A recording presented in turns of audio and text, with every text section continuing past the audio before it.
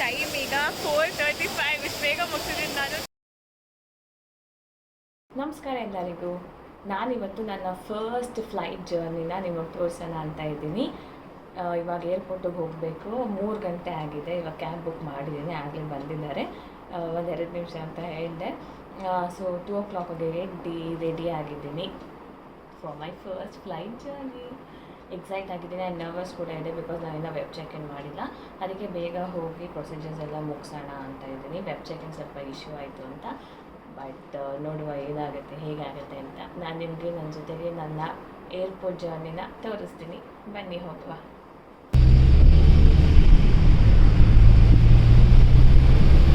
ನನಗೆ ಎದ್ದಿದ ತಕ್ಷಣ ಹಸಿವಾಗುತ್ತೆ. ಅದಕ್ಕೆ ಅದು ಎಷ್ಟೊತ್ತೇ ಆಗಲಿ ಏನಾದರೂ ಒಂದು ತಿನ್ನಲೇಬೇಕು. ಅದಕ್ಕೆ ಪುಟ್ ಕೇಕ್ ತಿಂದೆ. ಅದಾದಮೇಲೆ ನಾವು ಬಂದು ತಲುಪಿದ್ದು ನಮ್ಮ ಕೆಂಪೇಗೌಡ ಇಂಟರ್ನ್ಯಾಷನಲ್ ಏರ್ಪೋರ್ಟ್ಗೆ. ನೋಡಿ ಎಷ್ಟು ಚೆನ್ನಾಗಿ ಬೆಳಗ್ತಾ ಇದೆ ನಮ್ಮ ಏರ್ಪೋರ್ಟ್. ನಾನು ಇವಾಗ ಬಂದು ಸೇರಿದ್ದೀನಿ, 3:30 ಬಂದು ಸೇರಿದ್ದೀನಿ. Literally 6:45 flight. ನಮ್ಮ ಸೂಪರ್ ಎಕ್ಸೈಟೆಡ್, ಜೊತೆಗೆ ಭಯ ಕೂಡ ಇದೆ. ವೆಬ್ ಚೆಕ್ ಇನ್ ಆಗಿಲ್ವಲ್ಲ, ಇವಾಗ ಹೋಗಿ ಚೆಕಿಂಗ್ ಎಲ್ಲ ಮಾಡಿ ಮುಗಿಸ್ಕೊಳ್ತೀನಿ. ಆದರೆ ನಿಮಗೂ ತೋರಿಸ್ತೀನಿ. ಆ್ಯಂಡ್ ತುಂಬ ಸೇಫಾಗಿ ಕರ್ಕೊಂಬಂದ್ರೆ, ನಾನು ಏರ್ಪೋರ್ಟ್ ಕ್ಯಾಬ್ ಬುಕ್ ಮಾಡಿದ್ದೆ. ಎಷ್ಟು ಬೇಗ ಸ್ಪೀಡಾಗಿ ಸೇಫಾಗಿ ಕರ್ಕೊಂಬಂದ್ರು ಖುಷಿ ಆಯಿತು. ನಾನು ಹೋಗಿದ್ದು ಟರ್ಮಿನಲ್ 2ಗೆ. ಹೋಗ್ತಿದ್ದಂಗೆ ನಿಮ್ಗೆ ಈ ಥರ ಫ್ಲೈಟ್ ಡೀಟೇಲ್ಸ್ ಕೊಡ್ತಾರೆ. ಅದನ್ನು ಚೆಕ್ ಮಾಡಿಕೊಂಡು ನಿಮ್ಮ ಐಡೆಂಟಿ ಕಾರ್ಡ್ನ ತೋರಿಸ್ಬಿಟ್ಟು ನೀವು ಒಳಗೋಗ್ಬೇಕು. ಒಳಗೋದ್ಮೇಲೆ ನೀವು ಯಾವ ಏರ್ಲೈನ್ಸ್ನ ಬುಕ್ ಮಾಡಿರ್ತೀರೋ ಅಲ್ಲಿ ಡೈರೆಕ್ಷನ್ಸ್ ಹಾಕಿರ್ತಾರೆ. ಆ ಕಡೆ ಹೋಗಿ ಅವ್ರ ಹತ್ರ ನೀವು ವೆಬ್ ಚೆಕ್ ಇನ್ ಮಾಡಿಸ್ಕೊಂಡು ನಿಮ್ಮ ಲಗೇಜಸ್ ಎಲ್ಲ ಕೊಡಬೇಕು. ನಾನು ಎಲ್ಲ ಡೀಟೇಲ್ಸ್ನ ಬೇಗ ಚೆಕ್ ಮಾಡಿಕೊಂಡು ನಮ್ಮ ಏರ್ಲೈನ್ಸ್ ಹತ್ರ ಹೋದೆ. ಅಲ್ಲಿ ಹೋದಾಗ ಸ್ವಲ್ಪ ರಶ್ ಇತ್ತು. ಸೊ ಲೈನ್ ಬೈ ಲೈನ್ ಹೋಗಬೇಕಿತ್ತು. ನಾವು ಈ ಧರ್ಮಸ್ಥಳ ತಿರುಪತಿಲೆಲ್ಲ ಲೈನ್ಸ್ ಇರುತ್ತಲ್ಲ, ಆ ಥರ ಲೈನ್ಸ್ ಇತ್ತು. ಲೈನ್ಸ್ ಎಲ್ಲ ಮುಗಿಸ್ಕೊಂಡು ನಾನು ನನ್ನ ಚೆಕ್ಕಿಂಗ್ಗೆ ಹೋದೆ. ಇಲ್ಲಿ ನೋಡ್ತಾ ಇದ್ದೀರಲ್ಲ, ಸೊ ನಮ್ಮ ಸೂಟ್ ಕೇಸ್ ಮೇಲೆ ಒಂದು QR ಸ್ಕ್ಯಾನರ್ ಥರ ಹಾಕ್ಬಿಟ್ಟು ಅದನ್ನು ಒಳಗೆ ಕಳಿಸ್ತಾರೆ. ನಾವು ಲ್ಯಾಂಡ್ ಆಗುವಾಗ ಅದು ನಮಗೆ ವಾಪಸ್ ಕೊಡ್ತಾರೆ. ಸೊ ಅದೆಲ್ಲ ಮುಗಿಸ್ಕೊಂಡು ವೆಬ್ ಚೆಕ್ ಇನ್ ಮಾಡಿಕೊಂಡು ನಾವು ಒಂದು ಗೇಟ್ ಹೇಳಿರ್ತಾರೆ ಅವ್ರು ಯಾವ ಗೇಟಲ್ಲಿ ಹೋಗಬೇಕು ಅಂತ, ಅಲ್ಲಿ ಹೋಗಬೇಕು. ಆ್ಯಂಡ್ ಒಳಗಡೆ ಟರ್ಮಿನಲ್ 2 ಅಂತೂ ತುಂಬ ಚೆನ್ನಾಗಿದೆ. ವಾಟರ್ಫಾಲ್ ಥರ ಕೂಡ ಮಾಡಿದ್ದಾರೆ ಪುಟ್ಟದಾಗಿ. ಅದೆಲ್ಲ ನೋಡಿಕೊಂಡು ನಾನು 4:20 ಆಯಿತು. ನನ್ನ ಲಗೇಜ್ ಎಲ್ಲ ಕೊಟ್ಬಿಟ್ಟು ಬಂದಿದ್ದೀನಿ. ಇವಾಗ ಮತ್ತೆ ಸೆಕ್ಯೂರಿಟಿ ಚೆಕಿಂಗ್ ಆಗುತ್ತಂತೆ. ನನ್ನ ಹ್ಯಾಂಡ್ ಲಗೇಜು ಮತ್ತು ನಮ್ಮನ್ನು ಸೆಕ್ಯೂರಿಟಿ ಚೆಕ್ ಮಾಡ್ತಾರೆ. ಆಮೇಲೆ ಐ ವಾಸ್ ಮ್ಯಾನಿಫೆಸ್ಟಿಂಗ್ ನಂಗೆ ವಿಂಡೋ ಸೀಟೇ ಸಿಗಬೇಕು, ಬಿಕಾಸ್ ವೆಬ್ ಚೆಕ್ ಇನ್ ಆಗಿರಲಿಲ್ಲ ಅಂತ. ಆ್ಯಂಡ್ ಅವ್ರು ನನಗೆ ವಿಂಡೋ ಸೀಟೇ ಅಲಾಕೇಟ್ ಆಗಿದೆ ಅಂದರು. I am super excited. ಬರೀ ಬೇರೆ ಇದೆ, ಆಫೀಸ್ ಕೆಲಸದ ಮೇಲೆ ಹೋಗ್ತಾ ಇರೋದು. ನೋಡುವ. ಇದೆಲ್ಲ ಆದಮೇಲೆ ಲಾಸ್ಟ್ ಪ್ರೊಸೀಜರ್ ಏನು ಅಂದರೆ, ನಮ್ಮ ಹ್ಯಾಂಡ್ ಲಗೇಜ್ ಇರುತ್ತಲ್ಲ, ಕ್ಯಾರಿ ಬ್ಯಾಗ್ಸ್, ಸೊ ಅದನ್ನು ಚೆಕ್ ಮಾಡ್ತಾರೆ. ಎಲ್ಲ ನಾವು ಎಲೆಕ್ಟ್ರಿಕಲ್ ಐಟಮ್ಸ್ ಎಲ್ಲ ತೆಗ್ದು ಹಾಕಬೇಕು. ಹಿಂಗೆಲ್ಲ ಮುಗಿಸ್ತಿರಗೆ ನೋಡ್ತೀನಿ, ಅನ್ಎಕ್ಸ್ಪೆಕ್ಟಲ್ಲಿ ನನ್ನ ಫ್ರೆಂಡ್ಸ್ ಸಿಕ್ಕಿದ್ರು. ಅವ್ರು ಅಯೋಧ್ಯೆಗೆ ಹೋಗ್ತಾ ಇದ್ರಂತೆ. ಸೊ ಸ್ವಲ್ಪ ಹೊತ್ತು ಮಾತಾಡಿಸ್ಕೊಂಡು ಆಮೇಲೆ ಅವ್ರ ದಾರಿಗೆ ಹೋದ್ರು, ನನ್ನ ದಾರಿಗೆ ಬಂದೆ. ಓಕೆ, ಸೊ ಫೈನಲಿ ಟೈಮ್ ಈಗ 4:35. ಇಷ್ಟು ಬೇಗ ಮುಗಿಸಿದ್ದೀನಿ ನಾನು. ಚೆಕ್ಕಿಂಗ್ ಎಲ್ಲ ಮುಗಿಸಿದ್ದೀನಿ. ಸೊ ನನ್ನ ಬ್ಯಾಗ್ ಸ್ವಲ್ಪ ನೀಟಾಗಿ ಜೋಡಿಸ್ಕೊಬೇಕು. ಹಂಗಂಗೆ ಎತ್ಕೊಂಡ್ಬಿಟ್ಟೆ ಚೆಕ್ಕಿಂಗ್ ಆದಮೇಲೆ. ಇವಾಗ ಜೋಡಿಸ್ಕೊಂಡು ನಿಮಗೆ ಸ್ಟೋರಿ ಹೇಳ್ತೀನಿ ಬನ್ನಿ. ಅದಾದಮೇಲೆ ಇನ್ನೂ ಜಾಸ್ತಿ ಟೈಮ್ ಇತ್ತು ಅಂತ ನಾನು ನಮ್ಮ ಏರ್ಪೋರ್ಟ್ನ ರೌಂಡ್ ಆಗ್ತಾಯಿದ್ದೆ, ಎಕ್ಸ್ಪ್ಲೋರ್ ಮಾಡ್ತಾಯಿದ್ದೆ. ಸೊ ಅದೇನಿಲ್ಲ, ನಾರ್ಮಲ್ ನನಗೆ ಮಾಲ್ಸಲ್ಲೆಲ್ಲ ಇರುತ್ತಲ್ಲ ಆ ಥರ ಶಾಪ್ಸ್ ಇತ್ತು.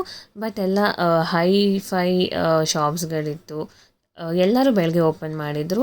ಹಾಗೆ ನಡ್ಕೊಂಡು ಹೋಗ್ತಾಯಿದ್ದೆ. ಜೊತೆಗೆ ನಾನು ಕಲಿಗೆ ಬರಬೇಕಿತ್ತು, ಅವ್ರು ಇನ್ನೂ ಬಂದಿರಲಿಲ್ಲ. ಅವ್ರಿಗೆ ವೆಯ್ಟ್ ಮಾಡಿಕೊಂಡು ನಾನು ಸುಮ್ಮನೆ ಏರ್ಪೋರ್ಟ್ನ ಎಕ್ಸ್ಪ್ಲೋರ್ ಮಾಡ್ತಿದ್ದೆ. ಇವಾಗ ನನ್ನ ಕಲಿಗೆ ಬರ್ತಾರೆ ನೋಡಿ.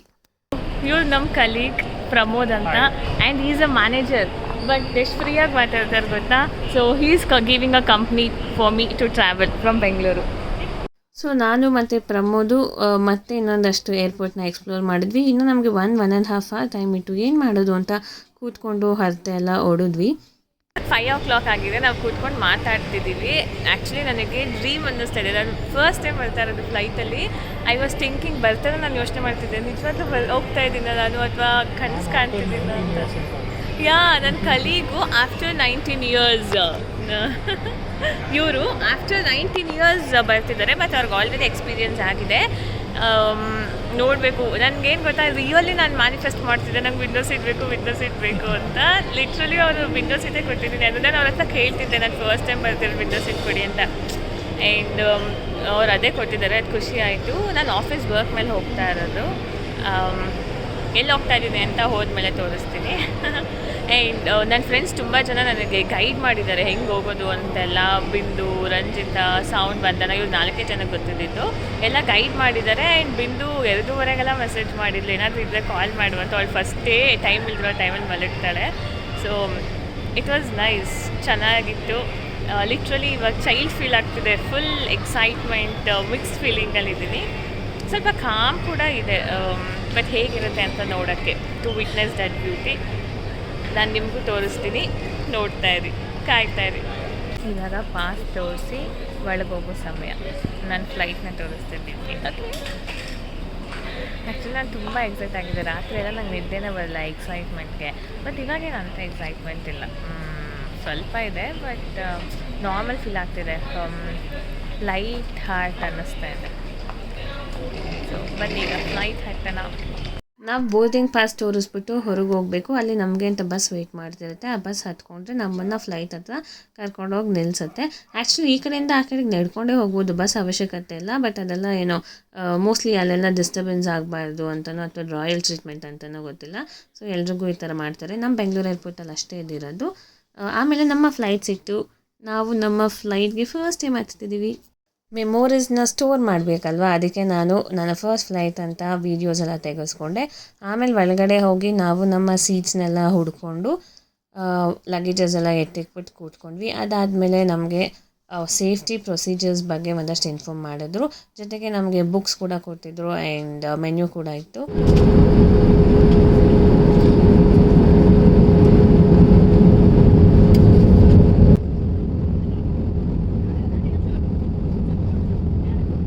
ಇವಾಗ ಫ್ಲೈಟ್ ಟೇಕ್ ಆಫ್ ಆಗೋ ಸಮಯ ಬಂತು. ನಾನಂತೂ ಆದಷ್ಟು ಕ್ಯಾಪ್ಚರ್ ಮಾಡಿದ್ದೀನಿ, ಏನೇನಾಗುತ್ತೆ ಎಲ್ಲ ಕ್ಯಾಪ್ಚರ್ ಮಾಡಿದ್ದೀನಿ. ನಾನು ವಿಂಡೋ ಪಕ್ಕ ಒಂದು ವಿಂಗ್ಸ್ ಇರುತ್ತಲ್ಲ ಆ ಕಡೆ ಕೂತ್ಬಿಟ್ಟಿದೆ. ಅಷ್ಟು ನನಗೆ ಆಚೆ ನೋಡೋಕ್ಕೆ ಸಿಗಲಿಲ್ಲ. ಬಟ್ ಆದರೂ ಹಿಂದ್ಗಡೆ ಇರೋರು ಮಿರರಲ್ಲಿ ಕ್ಯಾಪ್ಚರ್ ಮಾಡಿದೆ, ಅದಕ್ಕೆ ಸ್ವಲ್ಪ ಕ್ರಾಸ್ ಆಗಿ ಬಂದಿದೆ, ಅಡ್ಜಸ್ಟ್ ಮಾಡ್ಕೊಳ್ಳಿ. ಬಟ್ ಮೇಲಿಂದ ನೋಡೋಕ್ಕೆ ತುಂಬ ಚೆನ್ನಾಗಿತ್ತು.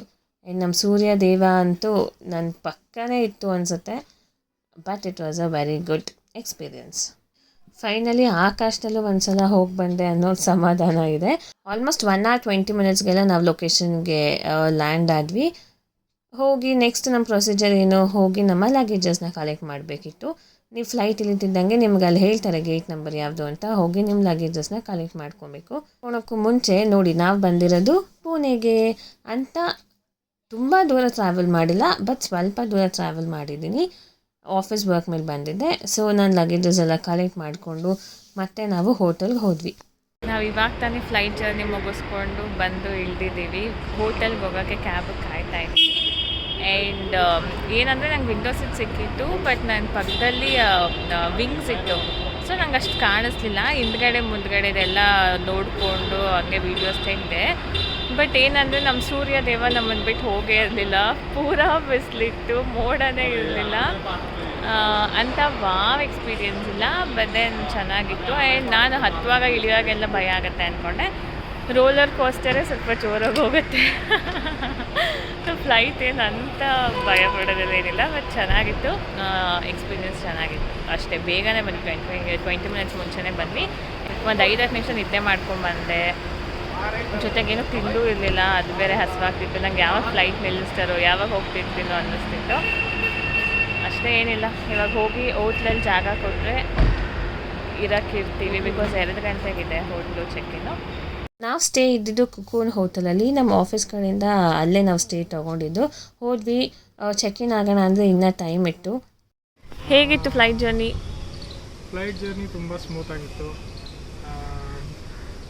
Smooth take off, smooth landing and very smooth check-in and check-out at both the airports, and we had a pleasant drive till the hotel, but since our check-in time is later, so we have to figure out where to have breakfast now and what to do for time pass now. That we'll see. Google Maps ಇದೆಯಲ್ಲ, ಖಾಲಿ ಹೊಡಿತಾ ಇದೆ. 9:30 ಆದರೂ ಜನ ಇಲ್ಲ. ಅದೇ ನಮ್ಮ ಬೆಂಗಳೂರಲ್ಲಿ ಆಗಿದ್ರೆ ನಿಲ್ಲಕ್ಕೆ ಜಾಗ ಇರ್ತಿರ್ಲಿಲ್ಲ ಟ್ರಾಫಿಕ್ಗೆ. ಅಲ್ಲ, ಒಂದು ಹೋಟ್ಲು ಸಿಗ್ತಾಯಿಲ್ಲ ನಮಗೆ. ಹೋಟ್ಲು ಹುಡ್ಕೊಂಡು ಹೋಗ್ತಾ ಇದ್ದೀವಿ ಟಿಫನ್ ಮಾಡೋಕ್ಕೆ. ಹೋಟ್ಲು ಸಿಗ್ತಾಯಿಲ್ಲ. ಎಂಥ ಸ್ಥಿತಿ. ಹಾಗೂ ಹಿಂಗೂ ಮಾಡಿ ಒಂದು ಹೋಟೆಲ್ ಹುಡುಕಿದ್ವಿ. ಹೋಗಿ ಮಸಾಲೆ ದೋಸೆ ಆರ್ಡ್ರ್ ಮಾಡಿದ್ರೆ ಲಿಟ್ರಲಿ ನನಗೆ ಯಾವ ಕಡೆಯಿಂದನೂ ಮಸಾಲೆ ದೋಸೆ ಅನ್ನಿಸ್ಲಿಲ್ಲ. ನಮ್ಮ ಬೆಂಗಳೂರಲ್ಲಿ ಸಿಗೋ ಮಸಾಲೆ ದೋಸೆನೇ ನಾನು ಅಷ್ಟಕ್ಕಷ್ಟೇ ಚೆನ್ನಾಗಿಲ್ಲ ಅಂತೀನಿ. ಆ್ಯಂಡ್ ಆ ಪೂನೆಲಂತೂ ಹೇಳಷ್ಟೇ ಬೇಡ. ಇನ್ನೇನು ಮಾಡೋದು, ತಿಂದ್ವಿ. ಆಮೇಲೆ ಟೈಮ್ ಇತ್ತು ಅಂತ ಮಾಲಿಗೆ ಬಂದ್ವಿ, ಅಮನವರ ಮಾಲ್ ಅಂತ. ಅಲ್ಲಿ ಸ್ವಲ್ಪ ಮಾಲ್ನ ಎಕ್ಸ್ಪ್ಲೋರ್ ಮಾಡ್ತಿದ್ವಿ. ನಾವು ಬೇಗನೆ ಹೋಗಿದ್ದ ಕಾರಣಕ್ಕೆ ಮಾಲಲ್ಲಿ ಅಷ್ಟು ಜನನೂ ಇರಲಿಲ್ಲ. ಇನ್ನೇನು ಮಾಡೋದು, ಟೈಮ್ ಪಾಸಾಗಿ ಏನೋ ಒಂದು ಮಾಡಬೇಕು. ನಾನು ಬೇರೆ ಕಲೀಗ್ಸ್ ಎಲ್ಲ ಬರಬೇಕಿತ್ತು. ನಮಗೆ ಅರ್ಲಿ ಮಾರ್ನಿಂಗ್ ಫ್ಲೈಟ್ ಇತ್ತು, ಬೇರೆಯವ್ರಿಗೆಲ್ಲ ಸ್ವಲ್ಪ ಲೇಟ್ ಇತ್ತು. ಫೈನ್ ಅಂತ ಒಂದಷ್ಟು ಮಾಲ್ಸ್ ಎಲ್ಲ ಎಕ್ಸ್ಪ್ಲೋರ್ ಮಾಡಿದ್ವಿ. ಅಲ್ಲಿ ಓಪನ್ ಏರ್ ಸಿನಿಮಾಸ್ ಎಲ್ಲ ಇತ್ತು, ಅದೆಲ್ಲ ನೋಡಿಕೊಂಡು it was not that great, but ಚೆನ್ನಾಗಿತ್ತು ಮಾಲ್. ನೋಡಿಕೊಂಡು ಮತ್ತೆ ಡಿಸೈಡ್ ಮಾಡಿದ್ವಿ, ಓಕೆ ನಾವು ಆಫೀಸ್ಗೆ ಹೋಗ್ಬಿಡೋಣ, ಆಫೀಸಲ್ಲೇ ಕೂತ್ಕೊಳ್ಳೋಣ ಅಂತ. ಆಮೇಲೆ ಆಫೀಸ್ಗೆ ಹೊರಟ್ವಿ. ಏನು ಇಷ್ಟ ಆಯಿತೋ ಇಲ್ವೋ ಗೊತ್ತಿಲ್ಲ, ಬಟ್ ಈ ಪ್ಲ್ಯಾನ್ಸ್ ಅಂತೂ ನಂಗೆ ತುಂಬ ಇಷ್ಟ ಆಯಿತು. ಆಮೇಲೆ ಎಲ್ಲರ ಹತ್ರ ಹಾಯ್ ಹೇಳಿಸಿ ನಾವು ಮಧ್ಯಾಹ್ನ ಊಟ ಮಾಡೋಕ್ಕೆ ಹೋದ್ವಿ. ನಾನು ವೈಟ್ ಸಾಸ್ ಪಾಸ್ತಾ ಟ್ರೈ ಮಾಡಿದೆ, ಚೆನ್ನಾಗಿತ್ತು. Yeah, from your words, if I become... Let's GV Sona subscribe. Oh, thank you. ನಾನು ಎಲ್ಲ ಕಲೀಗ್ಸ್ನು ನಿಮಗೆ ತೋರಿಸಿದ್ದೀನಿ, ಪರಿಚಯ ಮಾಡಿಸಿದ್ದೀನಿ. ಸೊ ಅದೆಲ್ಲ ಮುಗಿಸ್ಕೊಂಡು, ಆಫೀಸ್ ವರ್ಕ್ಸ್ ಎಲ್ಲ ಮುಗಿಸ್ಕೊಂಡು ನಾವು ಮತ್ತೆ ಅದೇ ಮಾಲಿಗೆ ಬಂದ್ವಿ. ಯಾಕೆಂದರೆ ಏನೋ ಗೇಮ್ ಇದೆ ಅಂತ ಅಂದರು, ಅದಕ್ಕೆ ಅಲ್ಲೇ ಬಂದ್ವಿ. ಆಫೀಸ್ ಎಲ್ಲ ಮುಗಿಸ್ಕೊಂಡು ಈಗ 9:00 ನಾವು ಮತ್ತೆ ಮಾಲಿಗೆ ಬಂದಿದ್ದೀವಿ. ಬೆಳಗ್ಗೆ ಬಂದಿದ್ವಲ್ಲ ಅದೇ ಮಾಲ್ಗೆ, ನಂಗೆ ಹೆಸರೇ ಬರೋಲ್ಲ. ಸೊ ಇಲ್ಲಿ ಏನೋ ನಮ್ಮ ದಿವ್ಯಾ ಆಟ ಆಡಿಸ್ತಾಳಂತೆ, ಬೌಲಿಂಗ್ ಮಾಡಿಸ್ತಾಳಂತೆ. ಸೊ ನಾನು ಎಕ್ಸ್ಪೀರಿಯೆನ್ಸ್ ಮಾಡ್ತೀನಿ. And you can see her. ನಮಸ್ತೆ ಪ್ರೇಕ್ಷಕುಲಾರಾ. ನಮಸ್ತೆ ಪ್ರೇಕ್ಷಕರೇ. ನಮಸ್ತೆ ಪ್ರೇಕ್ಷಕರೇ. Good.